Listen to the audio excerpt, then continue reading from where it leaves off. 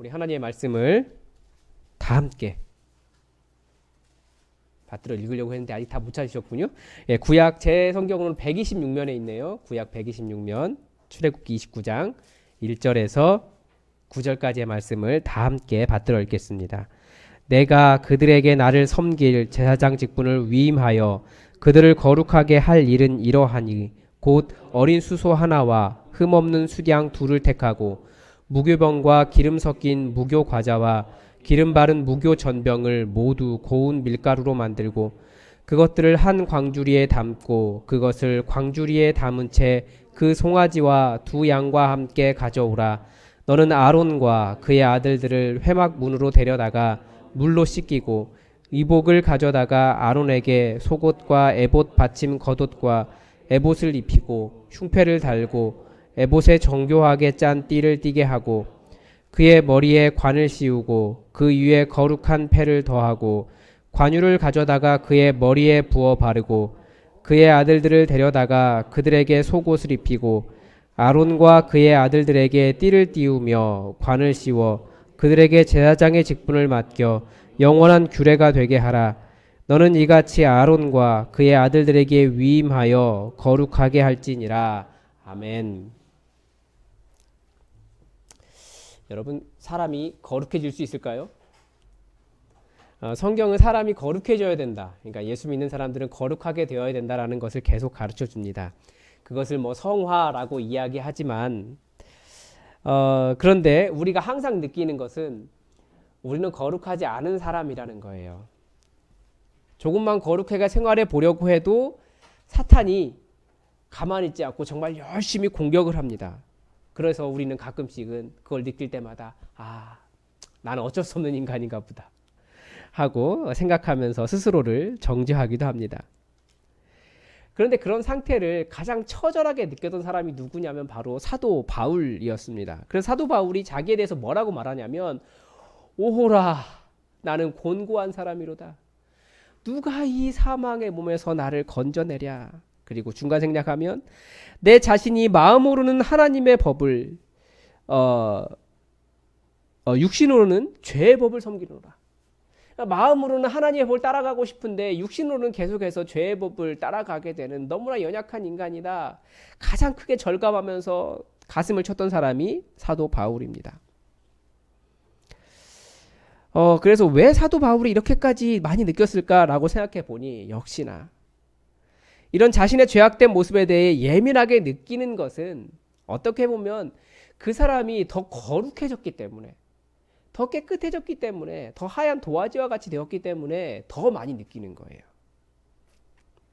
정말 그렇게 죄가 많아서가 아니라 많이 느끼는 깨끗한 사람이 되었다라는 거죠. 그래서 더 예민해지는 겁니다. 사도 바울은 그래서 인간의 본질을 가르쳐 줍니다. 그게 뭡니까?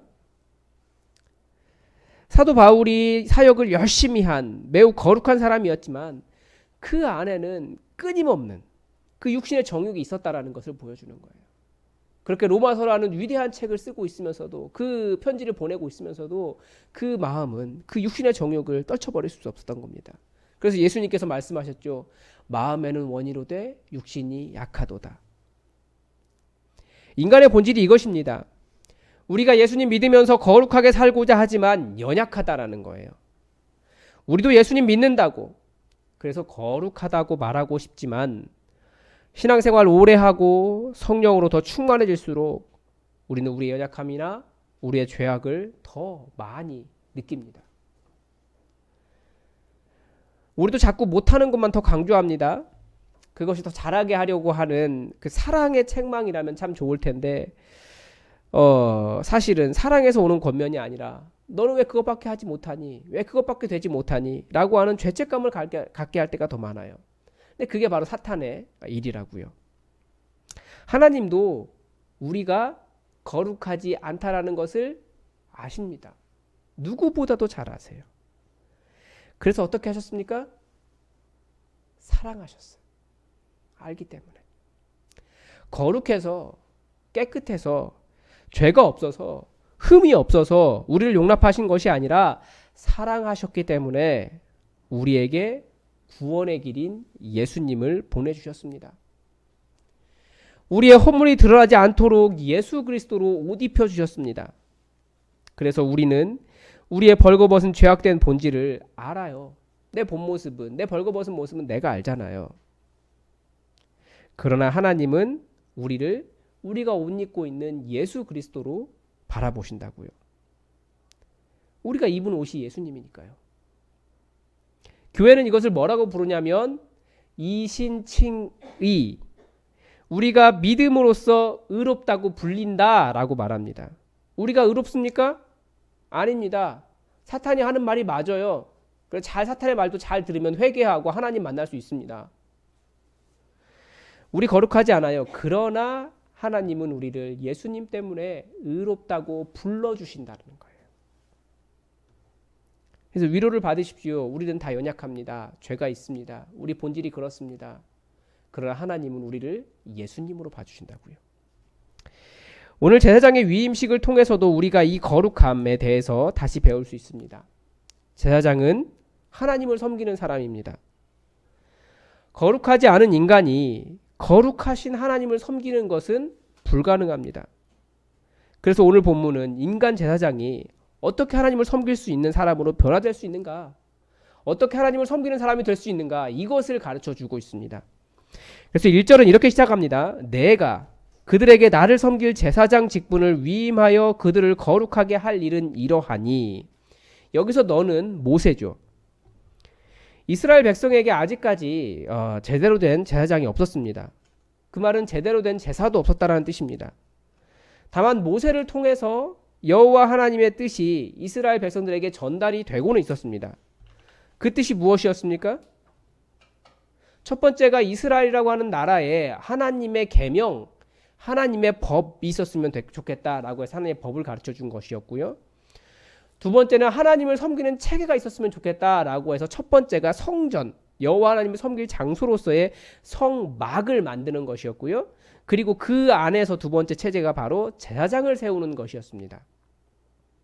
그래서 지난주에 제사장에게 입힐 옷을 우리가 살펴보았습니다. 그래서 오늘 본문에서는 이제 제사장을 세우라는 거예요. 그 사람이 누구냐면 바로 모세의 형인 아론과 아론의 아들들입니다. 제사장을 세우는 첫 번째 방법이 무엇이었습니까? 옷 입히는 거였잖아요. 정결하게 해야 되니까. 그래서 첫 번째가 정결하게 하는 거예요. 물로 씻기고 의복을 가져다가 입히고 머리에 관을 씌우고 그리고 그 위에 거룩한 패를, 머리에 관을 씌우고 거룩한 패를 달아서 여호와께 성결이라고 쓰여 있는 패를 달아서 거기에 관유를 가져다가 머리에 부어 바르는 겁니다. 이 관유는 여러 향을 섞은 그런 기름입니다. 향이 나는 기름이죠.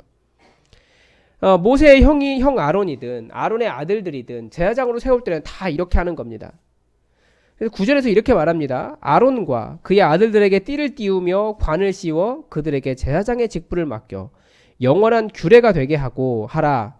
너는 이같이 아론과 그의 아들들에게 위임하여 거룩하게 할지니라.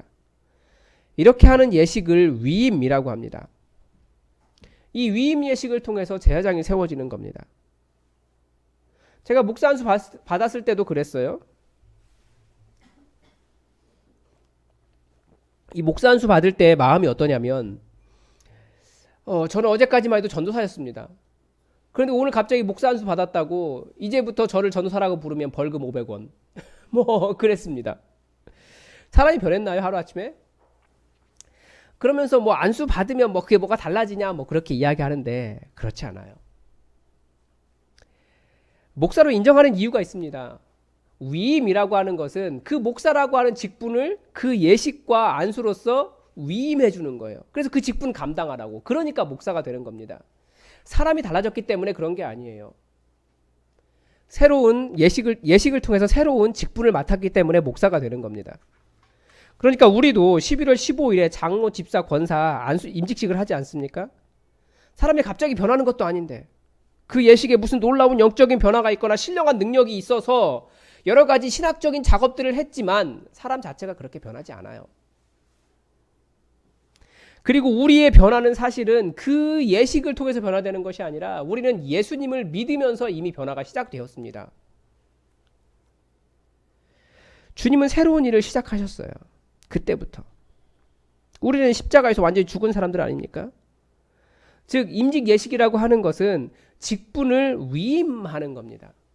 그래서 그 직분 감당하게 하는 거예요. 그래서 그 직분에 합당하게 그 직분에 합당한 일을 하게 되는 것이 위임 예식입니다.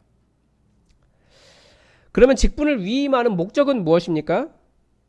본문 1절에서 정확하게 가르쳐 줍니다. 뭐라고요? 나를 섬길 제사장의 직분을 위임하라. 직분을 위임받는 이유는 무엇이냐면 하나님을 섬기는 겁니다. 다른 일 하는 거 아니에요. 어제 장로님들이 모여서 금주 토요일에 있을 장로고시를 어떻게 해야 되냐 뭐 이런 이야기를 나눴습니다. 시험이 쉽지 않습니다. 예상 문제를 이미 한 300문제, 400문제 가까이를 줬고요. 구약 성경, 신약 성경, 또 신조와 정치 이렇게 세 과목을 보기로 했습니다. 다 70점 이상, 제 마음으로는 70점 이상이에요. 물론 그 김지명 장로님이 앞으로 시험 볼 분들을 위해서 60점으로 점수를 맞춰 놓으셨지만 제 마음으로는 70점 이상은 맞을 것이다라고 생각하고 이종우 집사님은 100점을 맞겠다라고 생각하고 계시는 것 같아요. 암송 구절도 있습니다. 그래서 어제 이종우 집사님 만났는데 암송 구절 토시 하나라도 틀리면 땡입니다. 뭐 들어갔다 나오셨는지 아무튼 그 이명희 집사님과 두 분이 이렇게 자꾸 틀린다고 돌아서면 잊어버린다고 뭐 이런 이야기 하고 계시는데 쉽지 않아요. 그리고 또 뭘 하냐면 면접도 봅니다. 장로의 자세와 마음가짐과 뭐 이런 것들 면접을 보는데 그래서 우리가 그런 얘기를 했어요. 그러면 면접 질문 뭘로 해야 되느냐. 그런데 장로님 중에 한 분이 우스개로 그런 말씀을 하셨어요. 뭐 교회에서 목사와 장로가 싸우면 누구 편을 들겠습니까?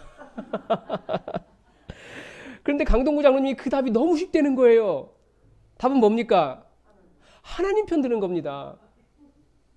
물론 면접 보는 현장에서 갑자기 그렇게 물어보면 당황할 수는 있지만 금방 생각나지 않겠지만 우리의 답은 항상 하나예요. 하나님 섬기는 거예요. 하나님께서 직분자를 세우시는 이유가 무엇입니까? 하나님을 섬길 직분을 위임하는 겁니다.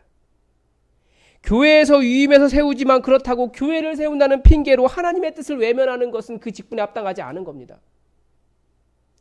다들 내가 교회를 위해서 일했습니다라고 말하는데 그게 큰 착각을 일으킬 수 있다고요. 우리는 교회를 위해서 일하는 사람들이 아니라 하나님을 위해서 살아가는 사람들입니다. 또 반대로 그런 것도 있어요. 어떤 분들은 어떤 담임 목사일 때 세워졌기 때문에 나는 그 담임 목사의 사람이다라고 생각하시는 분들 계신데 틀린 말이에요. 직분은 여호와 하나님을 섬기라고 세워진 거예요. 그래서 목사가 세우는 것처럼도 보이고 교회가 주는 것처럼도 보이지만 목사든 교회든 다 하나님의 권한을 위임받아서 통로로서 전해주는 것뿐이에요. 우리는 다 하나님을 위해서, 하나님을 섬기기 위해 세워집니다. 그러니까 이 말은 무슨 말이냐면 교회가 약해질 수도 있어요. 그렇다고 하나님의 뜻을 외면하면 안 돼요. 오히려 교회가 하나님의 뜻을 외면하면서 약해지고 있다면 약해지는 것이 맞아요. 그렇게 해서 회복이 돼야만 합니다. 교회가 강해질 수도 있어요. 그것 때문에 우리가 하나님의 뜻을 외면하면 안 돼요. 강하게 보일 수 있죠. 그러나 그것 때문에 자꾸 하나님의 뜻을 외면하니까 교회 세습의 문제나 뭐 교회가 재정 문제나 각종 비리들이 해결되지 않고 계속 교회가 이어가는 거예요. 하나님의 뜻을 따라가는 것이 아니니까. 우리는 다 하나님을 섬기는 사람들입니다. 하나님을 섬기라고 직분을 위임받은 사람들입니다. 중심을 분명하게 잡고 우리가 하나님을 섬길 직분을 위임받았다 기억하시기 바랍니다. 그런데 제사장의 직분을 위임할 때 3절에서 이런 말을 합니다. 그것들을 한 광주리에 담고 제물이죠. 그것을 광주리에 담은 채 그 송아지와 두 양과 함께 가져오라 라고 하는 말씀을 해요. 제물은 하나님께 드리려고 가져오는 것입니다. 그러면 이 송아지와 양도 제물이겠죠? 함께 읽진 않았지만 사실 29장을 거의 다 읽었어야 되는데 너무 길어서 9절까지만 읽었는데요. 함께 읽진 않았지만 우선 송아지는 속죄 제물입니다. 누구의 속죄 제물입니까? 아론과 그 아들들의 속죄 제물이에요. 그래서 아론과 그의 아들들이 그 송아지 머리 위에 안수하면 이게 그 제사법이 다 틀린데 어떤 제사는요. 안수하고 그 사람이 그러니까 제물 가져온 사람이 잡는 경우도 있어요. 그런데 이 경우는 모세가 잡습니다. 그러니까 모세가 잡아서 그것을 회막문 여호와 앞에서 잡고 그 피를 손가락으로 제단 뿔들에 발라요. 제단 뿔에 네 귀퉁이에 뿔이 이렇게 올라와 있으니까 이게 제단이면 이렇게 올라와 있으니까 뿔에 바르고 내장 기름을 다 제단 위에서 불사르고 나머지는 다 진 밖에서 불사릅니다. 아깝죠. 기름만 피하고 기름만 태웠으니까 고기 다 버린 거예요. 우리는 아깝다고 생각하는데 다 죄를 속하기 위해서 피가 필요하니까 가장 필요 없는 기름만 하나님께 드렸습니다.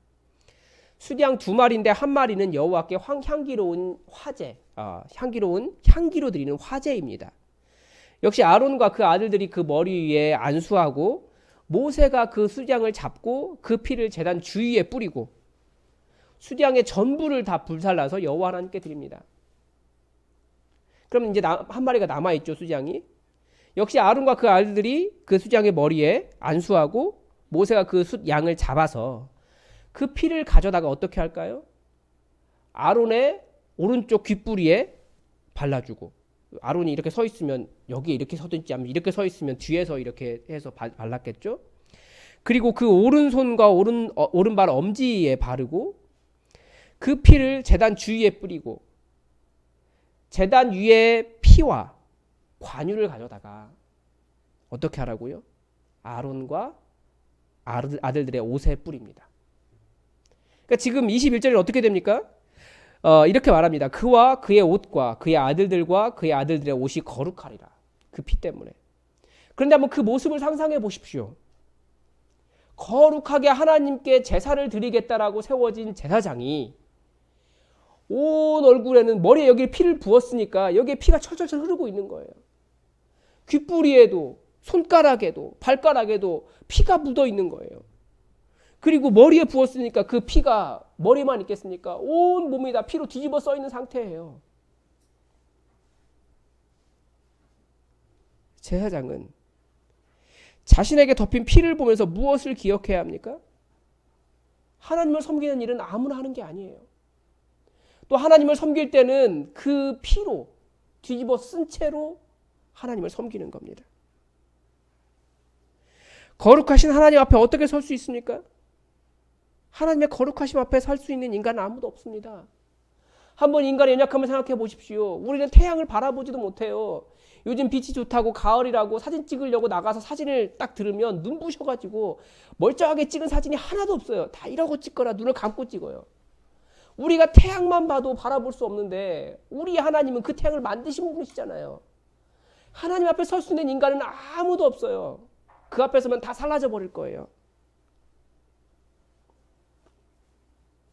그런데 그런 연약한 인간이 제사장의 직분을 감당하며 하나님을 섬길 수 있다고요?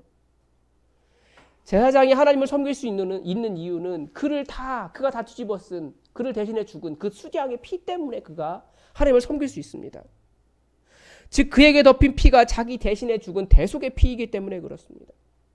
그래서 하나님을 섬긴다, 제사장이 되어서 주님을 섬긴다라고 하는 것은 그 대속의 피를 뒤집어 쓰고 그렇게 여호와 하나님을 섬기는 겁니다. 우리 그리스도인들이 그렇잖아요. 우리가 하나님을 섬길 수 있는 이유가 무엇입니까? 우리가 예수 그리스도의 피를 뒤집어 썼기 때문에 그렇습니다. 우리를 대신해서 예수님이 죽으셨기 때문에 우리가 살아서 하나님을 섬길 수 있는 겁니다. 그리스도인은 머리와 얼굴과 온 옷과 온 몸과 온 손과 발이 예수 그리스도의 피에 젖어 있는 사람들이에요. 예수 그리스도의 피가 우리를 정결하게 합니다. 예수 그리스도의 보혈이 우리를 살게 합니다. 우리는 예수 그리스도의 보혈을 뒤집어 쓰고 사역하는 사람들입니다. 그래서 한순간이라도 예수 그리스도의 피에 뒤집혀 있지 않으면 우리는 인간적인 것이 나와요. 사탄이 거 봐라, 너 그거밖에 되지 않지라고 하는 그 모습이 튀어나옵니다. 그때마다 우리는 예수님의 피를 기억하면서 그것을 예수님의 피에 적게 해야 돼요. 여러분, 예수님의 피를 뒤집어 쓴 그 감격과 은혜를 여러분 가지고 기억하며 사역하십니까?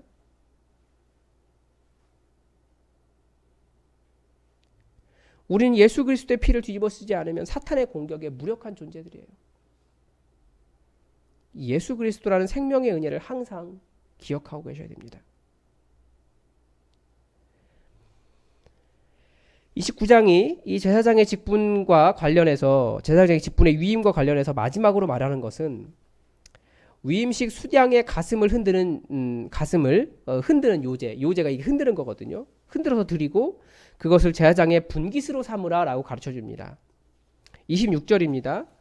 너는 아론의 위임식 수양의 가슴을 가져다가 여호와 앞에 흔들어 요제를 삼으라. 이것이 내 분깃이니라. 이 어제까지 새벽기도 시간에 고린도 후서 말씀을 보면서 제가 죄책감이 많이 들었어요. 왜냐하면 그 위대한 사도 바울이 고린도 교회에서 사례를 안 받았다는 거예요. 그래서 죄책감이 들더라고요. 저는 우리 교회 사례를 받고 있는데. 그래서 교회에서 사례를 받는 것이 마음에 걸려서 잠깐이지만 이리저리 혹시 사례 안 받고 사역할 수 있는 방법이 있을까 했는데 그럴 수가 없더라고요. 그런데 오늘 말씀을 보면서 약간의 위로를 받았습니다. 목사가 제사장은 아니지만 기업이 없이 전적으로 사역에만 전념한다는 관점에서는 동의를 합니다. 그러니까 제사장은 하나님만을 전적으로 섬기기 때문에 땅이라고 하는, 그러니까 자기에게 주어진 기업이 없다라는 거예요. 제사할 때 요제를 드린 수양의 가슴과 넓적다리가 분깃입니다. 전적으로 하나님만을 섬기는 직분자에게 분깃을 주셨어요. 신명기 18장 3절과 4절은 이런 내용도 있습니다. 제사장이 백성에게 받을 몫은 이러하니 곧 그 드리는 제물의 소나 양이나 그 앞다리와 두 볼과 위라 이것을 제사장에게 줄 것이요 또 내가 처음 거둔 곡식과 포도주와 기름과 내가 처음 깎은 양털을 내가 그에게 줄 것이니 그래서 이 첫 열매라고 해서 사례가 매우 적었던 저희 선배 목사님들은 첫 열매라고 한 헌금 그 예물은 그 목사님에게 이렇게 바로 드렸습니다. 교회에서 뭐 그런 일이 있었습니다. 요즘 목사의 이중직에 대한 논의가 진행되고 있습니다. 목사도 교회 말고 직장을 따로 가져야 된다는 거예요. 그만큼 사역지도 적고 목회자는 많고 그렇기 때문입니다. 뭐 지금도 그럴 것이라고 생각하는데 예전에 대리운전의 50%가 목사님이다. 뭐 이런 말이 있었어요. 그러니까 낮에는 사역하고 교회 사역하고 사례비가 없거나 적으니까 밤에는 대리운전 뛰어서 가정을 먹여 살렸던 겁니다. 목사니까 하나님께서 먹여 살리시겠지? 이 말은 맞는 말이기도 하고 틀린 말이기도 해요. 목사에게 기업은 교회예요. 예배가 진행되고 교회가 목사에게 기업입니다. 그렇다고 여러분이 헌금해서 목사를 먹여달린다고 생각하시면 절대 안 됩니다. 그건 큰 착각이에요. 왜냐하면 우리는 하나님께 예물을 드리는 거예요. 제사를 드리러 나온 그 사람들이 이 제물이 제사장에게 돌아갈 것이다 라고 생각하고 제물을 가져왔겠습니까? 자기를 속죄할 제물로 여호와 앞에 가져온 거예요. 그래서 여호와 하나님께서 그 중에서 일부를 제사장에게 주신 겁니다. 그러니까 우리는 하나님을 섬기기 때문에 헌금을 드리는 것이고 하나님께 드리는 것이고 저는 그 헌금을 받는 것이 아니라 하나님이 저에게 주시는 사례인 거예요.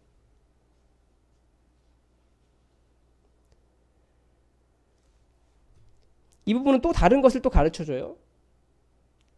제사장에게는 언제 수입이 발생합니까? 제사를 지낼 때 발생합니다. 그러면 제사가 없으면 어떻게 됩니까? 제사장이 밥을 굶어요. 그런 일이 있었습니다. 사사기 후반이랑 이스라엘의 마지막쯤에 역사 후반쯤에 그런 일이 있었습니다. 제사가 이루어지지 않고 사람들이 제물을 가져오지 않으니까 제사장들이 먹을 것이 없어서 땅도 없으니까 이 사람들이 흩어져요. 자기 먹거리를 찾아서. 그러면서 제사가 타락하기 시작합니다. 그래서 제사장은 백성들이 하나님을 잘 섬기도록, 다른 말로 하면 하나님을 잘 섬기는 제사가 끊어지지 않도록 교육하고 백성들의 마음을 팥을 갈듯이 그렇게 경작하는 사람이 제사장입니다. 그래서 열매가 있어야 되는 거예요. 자기 먹을 열매가. 다들 자기 먹을 것을 위해서 열심히 땅에서 일하잖아요. 그처럼 목사도 제사장도 그렇게 일하는 거예요. 이게 사역이죠. 그렇게 사역이 일어나면 먹고 살 수 있게 된다는 겁니다. 즉 사역 열심히 하면 먹고 살 수 있다를 보여주는 것이 또 이 부분입니다. 그래서 하나님의 일을 하는 사람에게는 하나님께서 먹여주시는 것이 맞아요. 말씀 마치겠습니다. 우리는 왕같은 제사장으로 부름받은 그리스도인입니다. 우리가 다 이 제사장이에요. 물론 마지막에 세 번째 말씀드린 이 사례 부분에서는 좀 다른 경우가 있지만, 그래서 다 자세하게는 길게는 말씀을 못 드리겠지만, 우리는 이 땅에서 여호와 하나님을 섬기라고 부름받은, 그래서 그 여호와를 섬기는 직분을 위임받은 사람들입니다. 그러니까 우리는 여호와 하나님 섬기는 사람들이에요. 교회를 위해서 혹은 목사를 위해서 그렇게 사역하는 건 아닙니다. 어떤 사람이나 누군가의 눈에 들고 마음에 들기 위해 사역하는 것이 아닙니다. 여호와 하나님 앞에 서서 여호와 하나님을 섬기는 사람들입니다. 그래서 예배 드릴 때 저 눈치 보면서 나오지 마십시오. 하나님 눈치 보면서 나오십시오. 교회에서 사역할 때도 마찬가지입니다. 봉사할 때도 마찬가지입니다. 아무리 작은 일이라 할지라도 그 일이 여호와 하나님을 섬기는 일이라고 생각하고 오셔야 됩니다. 여호와 하나님을 예배하기 위해서 나오십시오. 여호와 하나님을 섬기십시오. 그리고 또 하나, 우리는 피에 젖은, 예수 그리스도의 피에 젖은 제사장들입니다. 예수라는 옷을 입으십시오. 그래서 우리가 살 수 있는 겁니다. 우리가 사역할 때 우리는 죽어 마땅한, 우리를 살리신 예수님의 은혜를 항상 기억하십시오. 오늘 우리가 이 자리에 와 있어서 하나님을 예배할 수 있는 이유도 무엇입니까? 이 자리는 매우 복된 자리예요. 정말 감격스러운 자리예요. 예수님의 그 그리스도의 피가 우리에게 덮여져 있는 그 은혜와 감격 때문에 나와 있는 너무나 소중한 자리가 이 예배의 자리입니다. 그리고